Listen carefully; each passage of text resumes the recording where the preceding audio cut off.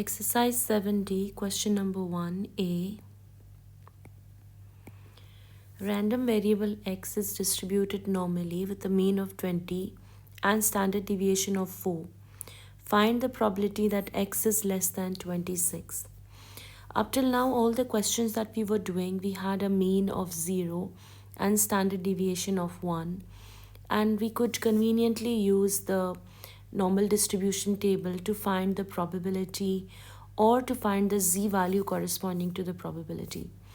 But when we enter the real life situations, not everything is having a mean of 0 and standard deviation of 1. So how do we use our normal distribution to solve any real life problem?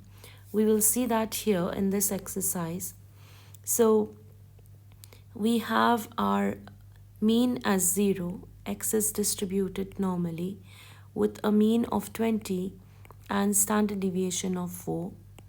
So we will put this information in the bell curve. We have our mean as 20 and standard deviation is 4, which means 4, 4, 4. That's the way we go ahead. Now, we need to represent this information on a standard normal distribution curve. So in a standard normal distribution curve, the mean is 0 and standard deviation is 1. Now we need to find in part A the probability that x is greater than 26. So since mean is 20, 26 will be to the right. So let's assume that 26 is here. So we need to find the corresponding z value, and then only we can find the probability once we have the z value. So here we have the formula how to find the z value. So z value is equal to observed value, which is 26, minus the mean divided by the standard deviation. So z value is equal to 26 minus 20 divided by the standard deviation, which is 4. Therefore, z value is equal to 26 minus 20 divided by 4, which is 1.5. Therefore, the z value is 1.5, and now we can conveniently find the probability using the normal distribution table.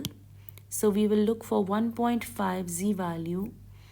1.4, 1.5 is here. It is 0.9332. So the probability here is 0.9332. Now part B. Part B, again from the same question, we have the mean of 20 and standard deviation of 4. This time we need to find the probability that x is greater than 30. So again we have the mean here as 0 and 30.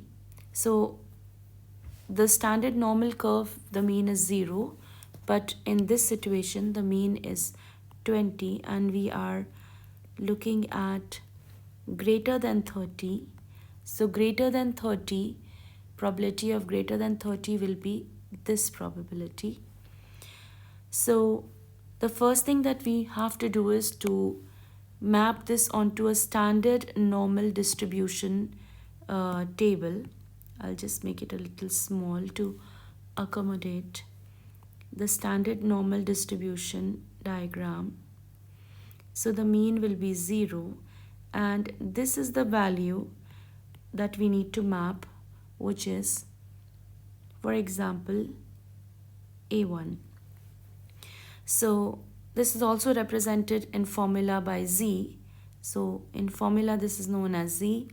So z value is equal to observed value minus the mean divided by the standard deviation, that is 10 divided by 4, which is 2.5.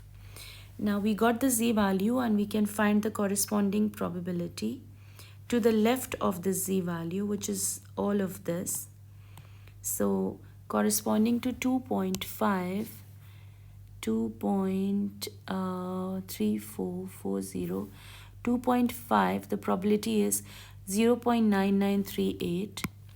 So we have the probability of this highlighted region as 0.9938, 0.9938, yes. Alright, but we were looking for the probability of greater than 30, which is the smaller region here. So we are looking for the probability of this region. As we know that the total probability is 1, so we do 1 minus 0.9938. So 1 minus 0.9938, and that is 0.0062, and that is the probability.